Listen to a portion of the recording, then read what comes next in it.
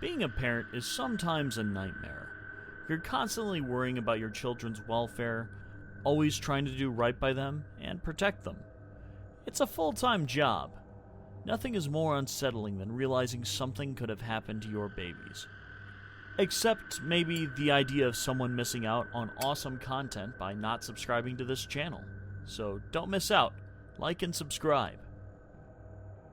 What do we do when something's wrong? We call 911. Mom, we got this. You can go, said Carly, my eldest daughter. At 16, Carly was in charge of her sister and brother, while my husband Ben and I went on a trip. I had drilled everything into her, but my heart was still uneasy. Honey, let's go! They'll be okay! Ben shouted from the driveway where he was backing out our SUV.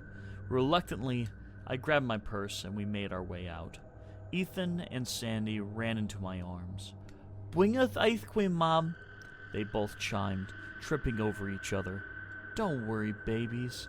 I'll bring you some ice cream, I promised, kissing them both before getting into the car. As we drove away, I couldn't help but look back and see all three of our children waving goodbye. I smiled, in spite myself. Ben and I were attending a convention out of state, which meant leaving the kids alone. It wasn't the first time, but I was still worried. The drive to the airport was uncomfortable for me, filled with anxiety, but I started to relax once we got on the plane. Ever since Carly had gone missing for 6 hours when she was 10, I've been paranoid about my kids. Ben always teases me about it, but he understands. When we arrived at the convention, the host was already giving a speech. We hurriedly took our seats, apologizing as we passed. I grabbed my phone and shot Carly a text. All good at home? The reply came minutes later. All good, Mom. Enjoy the convention. Reassured, I put my phone away and started listening. You'd think a tech conversation would be fun, but it was mostly a bunch of speeches about concepts I didn't understand. The tech stuff was Ben's area. I was just there for moral support. The whole day dragged on, and I found myself getting bored. By the time the last speaker left the podium, I was ready to bolt. Our hotel was close to the convention center, so it took less than 5 minutes to get there by taxi. The fatigue from traveling and sitting around all day was catching up to me. The moment we checked into our room, I took a quick shower and slid right into bed. Sorry, I can't stay up with you, sweetheart. I apologize. Don't worry about it, Ben said with a smile, kissing my forehead. Within seconds, I was asleep. I woke up to the shrill sound of an alarm on my phone. Immediately, my blood turned to ice. I knew what that alarm meant. My hand reached into the darkness, and I switched on the bedside lamp. Ben was up as well, sitting next to me, his face mirroring the horror on mine. Motion detected at the front door. That's what the notification said. I clicked on it with shaky fingers, and it shifted the screen showing the front of our house. We had installed a Ring doorbell camera a few months ago, and now what we dreaded most was displayed in real time on my phone. A figure was slowly inching towards the door. Ben and I stared, frozen, our hearts pounding with fear. The man moved into the range of the light from above the door, and we could see him clearly now. He was in his 30s, with a slight beard, dressed in dark colors. He put his hands on the doorbell, but he didn't ring it. It looked like he was trying to find purchase on its surface, as though he wanted to tamper with it. The breath caught in my throat. I could clearly imagine him ripping the doorbell out, charging in and hurting my babies. 911! I managed to croak. Ben blinked, snapping out of his fear-induced trance. He quickly grabbed his phone and started dialing 911. On the screen, the intruder moved his head towards the doorbell. My heart rate spiked. He opened his mouth and started licking the doorbell. My eyes widened in terror and confusion. Suddenly, the phone screen went dark. My heart dropped as I realized the battery was dead. The panic surged through me. No, no, no! I gasped desperately, trying to turn the phone back on. Ben's face was a mask of dread as we both fumbled in the dimly lit room, our movements frantic. In the confusion, we both forgot about Ben's phone. I scrambled to find the charger. The room felt like it was closing in on us, each second dragging on painfully. "Where's the charger?" I shouted, my voice breaking. Ben started searching through our bags, his hands shaking. Every second felt like an eternity. The shadows in the room seemed to grow longer. The menacing visage of a man on the camera replayed in my mind. My thoughts raced. What if he was breaking in right now? What if the kids were in danger? After what felt like an age, Ben finally found the charger and plugged it in. I watched as my phone screen flickered back to life. Relief and dread mingled in my chest as the camera feed reappeared. The man was still there, his face smeared with saliva, his eyes now fixated directly on the camera. The man had shifted his behavior. He wasn't just licking the doorbell, now he was devouring it, his lips stretching to unbelievable proportions. His movements were erratic, as if he were performing some twisted ritual. Even though the sound was garbled, probably due to the poor connection, whispers were coming through. Play with me." The sounds of his whispers, combined with the sight of his deranged face, was enough to make me feel physically sick. My hands trembled as I watched him circle the door, a grotesque grin spreading across his face. We watched the creepy feed for 3 hours, glued to the screen like moths to a flame. Finally, the man took one last look at the camera before vanishing into the night, leaving behind an eerie silence and a smeared doorbell camera. Ben and I were left shaken, barely able to comprehend the horror we just witnessed. The following morning, we were on the first plane back home.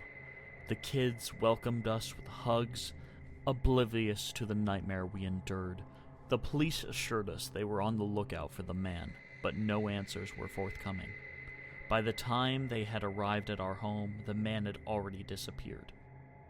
Despite their reassurances, the terror of that night lingered. Each time I hear the doorbell ring, a cold shiver runs down my spine, and I am haunted by the thought that he is still out there, waiting for the perfect moment to return. As ridiculous as this story might sound, it's actually based on a real event that took place in California back in 2019. A Ring doorbell camera caught a man licking a doorbell at a stranger's house for 3 hours straight. Of all the crazy things caught on Ring doorbell cameras, this definitely takes the cake.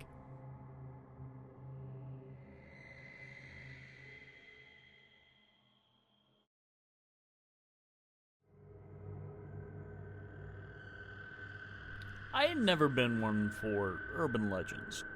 Ghost stories were just that, stories. So when we moved to Stull, Kansas, I wasn't fazed by the shadowed trees that loomed unnaturally or the uneasy stares of the townspeople as we unloaded the moving van. Sure, there was something unsettling about the place, but I shrugged it off as small-town strangeness. Our new house was too perfect. I mean, a spacious home in this economy for such a low price. "This one's a steal," the real estate agent had said with a strange smile. Maybe it was too good to be true. We settled in, but rarely left the house since I worked remotely. My mom and 2 sisters, Zoe and Natasha, were the ones interacting with the town. They started complaining almost immediately. "There's something wrong with this place," Zoe murmured one evening, her voice trembling ever so slightly. "I swear, people are just watching us, like they're waiting for something," Natasha added, her eyes flickering nervously towards the darkened windows. Mom tried to reassure them. "We're just new here, give it time." None of us had any idea just how wrong she was. The first time I noticed the blood, I was coming back from a late-night grocery run. It was barely visible at first, just a dark smear in the driveway, almost blending into the asphalt under the moonlight. But as I got closer, the metallic scent hit me. Blood. Fresh. And thick. "What the hell?" I muttered, scanning the empty street. No one was around. I felt the hairs on my neck standing on end. But I tried to rationalize it. An animal, maybe? Some sick prank? Zoe and Natasha were always pulling stunts like that. When I asked them, though, they both looked genuinely confused. "No idea." Mom dismissed it as kids being kids, but I couldn't shake the feeling that something was off. The next morning, the blood was gone. Cleaned up, no trace of it at all. That's when the real terror began. The blood returned the next night. More of it. This time, it wasn't just a smear. It was a thick pool, as though something had been slaughtered right there in front of our house. And yet, there was no sign of anyone or anything. No footprints, no drag marks, just blood. Panic crept up my spine. Something was deeply, terribly wrong. I installed a Ring doorbell camera, determined to catch whoever or whatever was behind this. That night, I stayed awake, watching the live feed with my mom and sisters. At 3:12 a.m., the notification came. Motion detected. We all huddled around the screen, expecting to see a raccoon or a stray animal. Instead, we saw shadows. Dark figures standing in a circle in our driveway. There were at least a dozen of them, draped in long black cloaks that seemed to absorb the light. Their heads were bowed, their faces obscured by deep hoods. We exchanged terrified glances as one of the figures stepped forward. He was tall, far taller than any normal man, and he held something in his hands. A chicken. We watched in horror as the figure raised a gleaming knife and, with a sickening slash, severed the chicken's head. Blood sprayed, pooling in the exact spot where I had seen it before. The rest of the figures chanted in a low, guttural tone. Their voices emerged into something primal, something ancient. We froze, unable to tear our eyes from the screen. Then, all at once, the figures stopped. They stood motionless, as if sensing they were being watched. Slowly they turned, every single one of them, their hoods tilted up, and though their faces were hidden, I felt their eyes piercing through the camera, staring directly at us. A message flashed on the screen. Connection lost. None of us slept that night. How could we? When morning came, we went outside and saw the blood again, still fresh and glistening in the early light. The camera footage was gone, wiped clean as if nothing had ever been recorded. We called the police, desperate for help. But when they arrived, they were dismissive. "There's no footage on your camera, ma'am," one of the police officers said, his tone flat, almost mocking. "Probably just some teenagers messing with you. You'll be fine." "No, I saw them. They were performing some kind of ritual." The officer exchanged a look with his partner. "This is Stull, Kansas, ma'am," he said with his voice lowering ominously. "There are things in this town you do not want to understand. My advice, don't go looking for answers. Not here." I stared at him, my blood turning to ice. What the hell did he mean? The blood returned every night after that, and every night we watched the same ritual unfold, cloaked figures, a sacrifice, and those unseen eyes always watching, always knowing. We tried to leave, but the town wouldn't let us. Every attempt to sell the house was mysteriously thwarted. Buyers would back out at the last second, or deals would collapse for no apparent reason. The townspeople grew colder, their stares more intense, more predatory. One evening, as I laid awake in bed, I heard a soft tapping at the window. I turned, expecting to see rain or branches swaying in the wind, but there, pressed against the glass, was a pale hand, a child's hand, streaked with dried blood.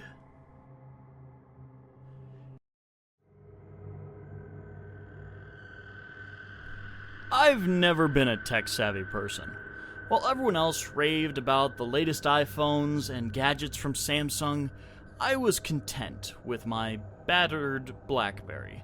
Eventually, I had to switch to an iPhone, not because I wanted to, but because the BlackBerry became obsolete. So when I decided to install a Ring doorbell, it was completely out of character. Part of me wishes I had stayed the clueless hermit I was before.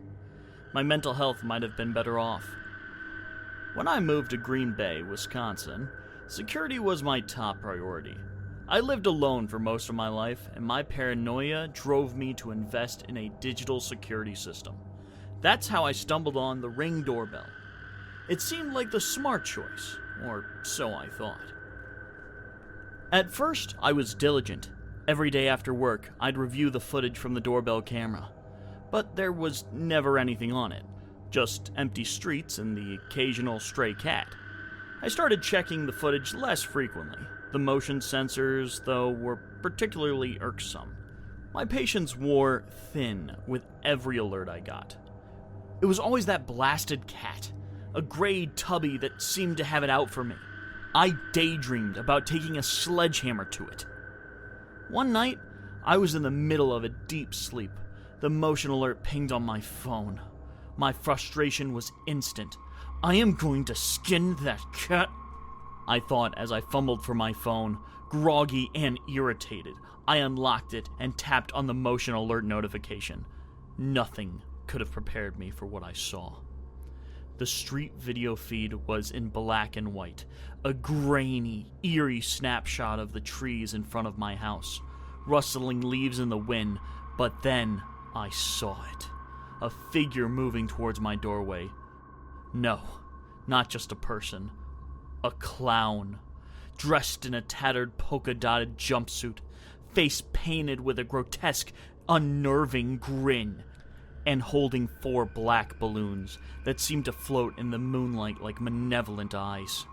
My grip on my phone tightened, and an icy chill shot through me. My heart pounded as the clown continued his slow, deliberate approach. He wasn't just strolling, he was lingering, as if savoring every moment of his trespass. My breaths came in shallow gasps, and I felt paralyzed, my mind racing through irrational fears. What if the clown could reach through the screen? A rational part of me tried to stay calm, insisting it was just a twisted prank. But the rationality of my mind crumbles when faced with raw fear. I watched in horror as the clown stood on my doorstep, his head swiveling side to side as if searching for something or someone. The idea of facing this unsettling intruder was unbelievable, but I knew I had to act. I told myself that if I stayed in the house, he might find a way inside. I needed to confront him. I crept out of my bed, my phone still clutched tightly. The clown's gaze seemed to follow me through the screen. I had imagined his eyes were boring into me, even though they were hidden behind the paint. The old floorboards groaned beneath my feet as I made my way to the kitchen. There, I retrieved a knife from the drawer, its cold steel providing a false sense of security. With the knife in hand, I felt a shaky courage surge through me. I was no longer a terrified observer. I was a defender of my home. I gripped the knife tightly, determined to confront this bizarre menace. I approached the door, my breath shallow and rapid. "Get the hell away from my door!" I shouted, my voice cracking. In the video, the clown's head tilted, and he stared directly into the camera. The intensity of his gaze was unnerving, like he was peering straight into my soul. The clown's response was chilling, guttural laugh that seemed to reverberate through the night air. His laughter grew louder and more frenzied as he slowly began to retreat. The sound of his laughter was mixed with a distant rustling of the trees, curated an eerie symphony that echoed in my ear. I stood there trembling, watching as he disappeared into the darkness. The unsettling silence that followed was oppressive. I felt like an idiot, an irrational fool who had nearly been driven mad by a clown. I stood by the door, the knife clutched in my hand, staring at the empty street. My phone pinged again, but I didn't dare look at it. Instead, I waited for dawn to break, too terrified to sleep and too ashamed to admit how close I'd come to losing my sanity. The next morning, the camera footage showed nothing out of the ordinary. The clown, the balloons, the sinister grin, everything had vanished, leaving me with nothing but an unnerving memory and a lingering sense of dread. I had been watched, taunted, and ultimately left to question my own sanity. Now, whenever I hear the rustling of leaves or see a flash of color in the darkness, I am reminded of that night. I never found out who the clown was or what his intentions were, but I know one thing for certain. Sometimes, the things we can't understand are the ones that haunt us the most. Though certain elements have been established for dramatic effect, this story is based on a real event that happened in Green Bay, Wisconsin, where a homeowner's Ring doorbell camera captured a clown approaching the home. In the black and white video, you can see the clown holding black balloons and creeping around the front door before leaving. What was he there to do exactly remains unclear.